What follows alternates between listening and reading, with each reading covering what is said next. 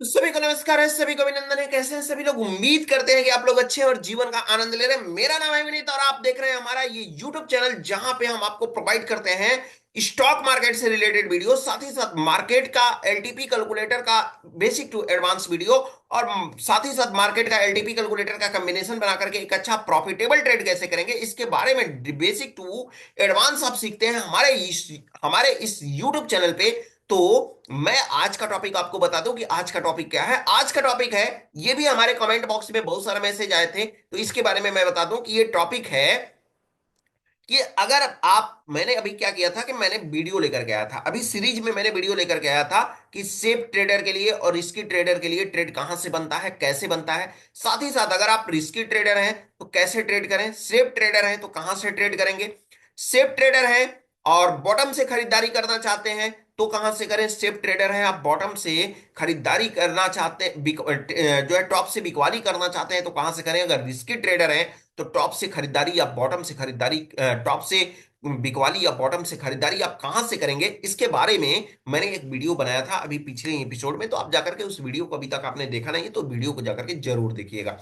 अब comment box में मुझे मैसेज मिला था ये कि सर बता दीजिए आप कि सेफ ट्रेडर हैं या रिस्की ट्रेडर हैं, तो उस सिचुएशन में स्टॉप लॉस क्या होना चाहिए और टारगेट क्या होना चाहिए, इसके बारे में एक वीडियो होना चाहिए। तो मैं इस वीडियो को आपके लिए लेकर के आया हूं। लेकिन अभी तक आपने इस चैनल को सब्सक्राइब नहीं किया है तो चैनल को सब्सक्राइब कर लीजिए, बेल आइकन प्रेस कर लीजिए और साथ ही साथ अपना वैल्यूएबल कमेंट्स लिखना तो बिल्कुल ना भूलें, ताकि मैं आपके लिए और भी ज्यादा वीडियो अप्रिसिएशन के साथ लेकर के आ सकूं आपके लिए।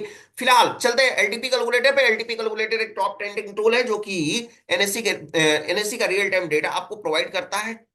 जो है ये एक पैड टूल है, आप डिस्क्रिप्शन बॉक्स में लिंक है, आप जाकर के इसको साइन अप करके अपने लाइव डेटा को देख सकते हैं।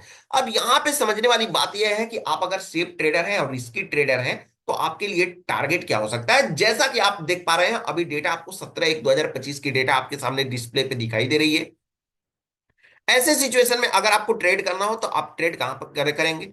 सिंपल सी बात है, अगर हमको जब ट्रेड करना हो तो मैं इस सिचुएशन में तो चार्ट ऑफ एक्यूरेसी 1.0 के फेवर में हमारे ट्रेड अगर बात करते हैं तो हमारे जो है बॉटम से खरीदारी करने के लिए हमारे लिए बेहतर है। लेकिन अगर टॉप से बिकवाली करने के लिए बोला जाए तो टॉप से बिकवाली करने के लिए भी चांस लिया जा सकता है।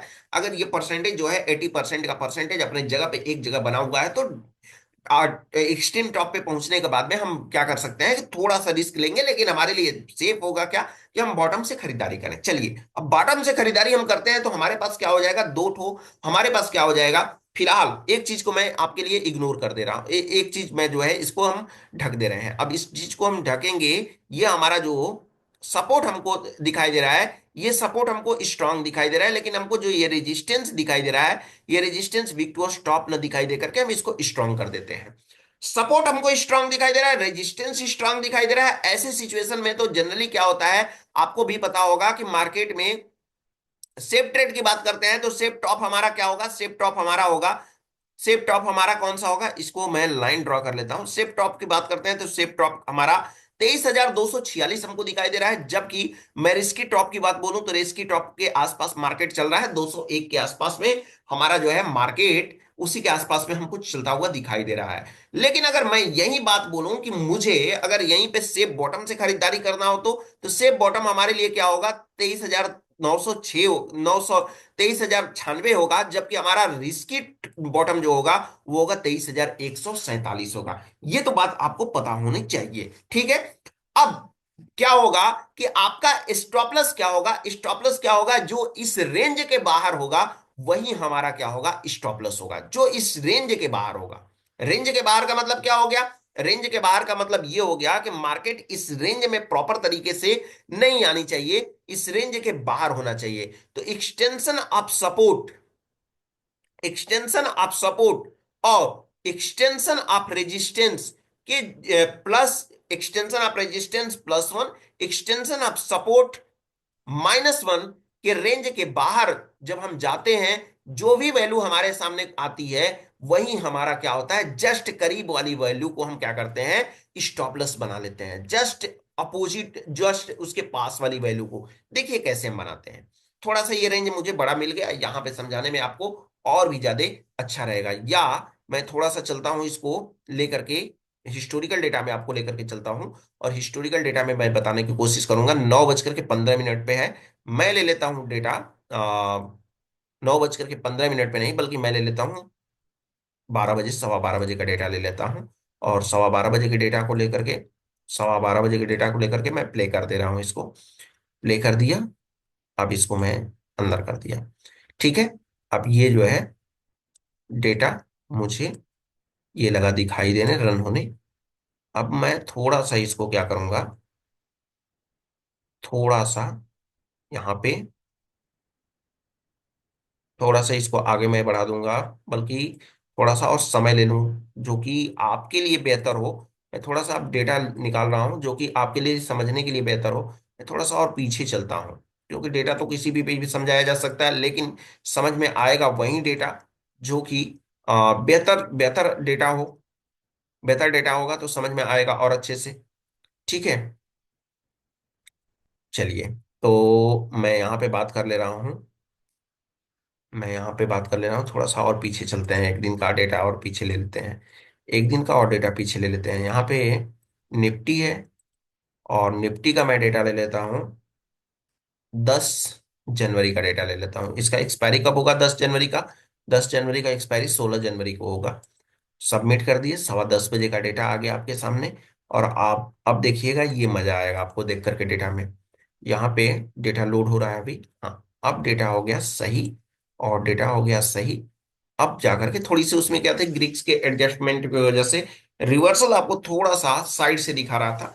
इस वजह से मैंने उसको क्या कर दिया था, इग्नोर कर दिया, है ना। अब यहाँ पे मैं देखने की कोशिश करूंगा कि इसमें आपको बताने में भी मजा आएगा, और मुझे बताने में भी, और आपको समझने में भी मजा आएगा।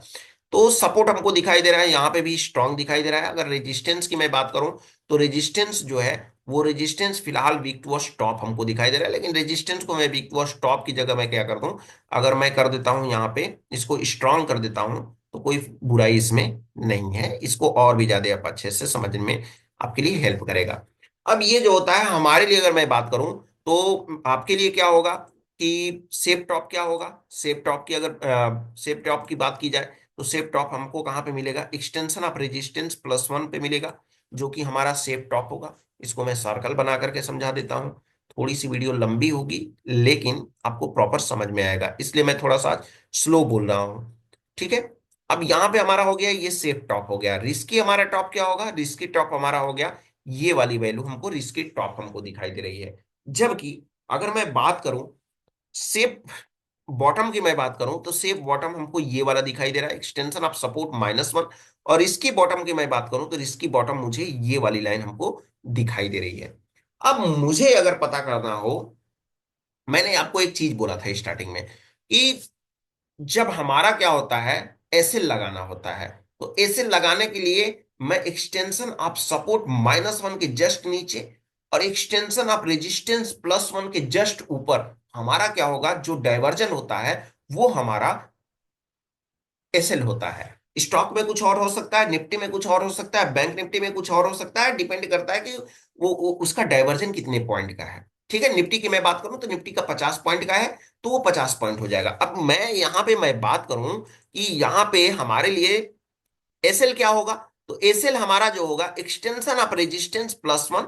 ये हमारा जो हो गया एसएल हो गया। और ये वाला भी हमारा क्या हो गया, एसएल हो गया। अब आप बोलेंगे कि सेफ ट्रेडर के लिए या रिस्की ट्रेडर के लिए, तो दोनों के लिए भैया ये एसएल यही है। अगर आप सेफ ट्रेडर हैं तो आप जो है इसी पे ट्रेड, इसी यही आपका एसएल होगा, यही होगा। अगर आप रिस्की ट्रेडर हैं तो भी आपका एसएल यही होगा।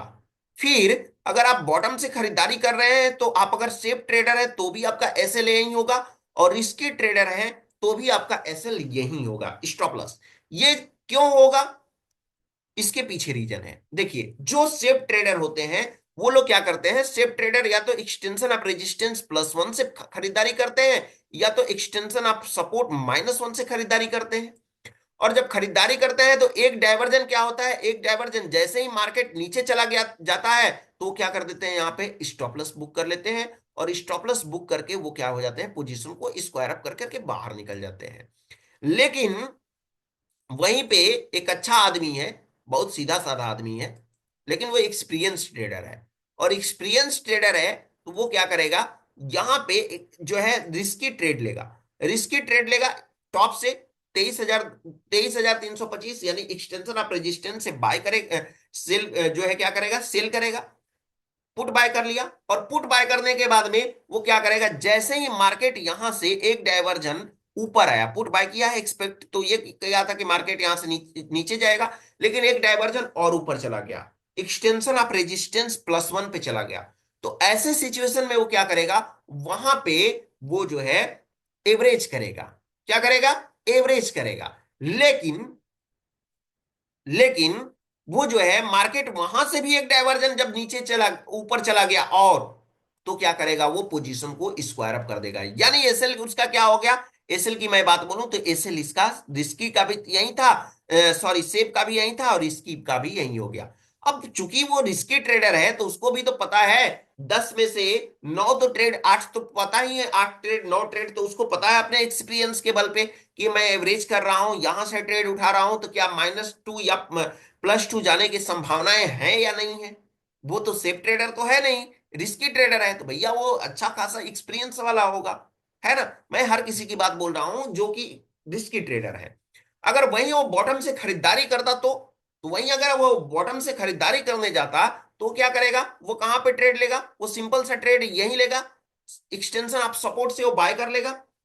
जब बाय कर लिया और मार्केट उसके अगेंस्ट चला, जब मार्केट एक डाइवर्जन नीचे पहुंचेगा तो वो क्या करेगा, वहां पे वो वहां पे एवरेज करेगा। और एवरेज करने के बाद में अगर एवरेज करने लायक है तो करेगा, क्योंकि एक्सपीरियंस ट्रेडर है, उसको सब चीज पता है। सब चीज पता का मतलब मोटी मोटी चीजें पता है उसको।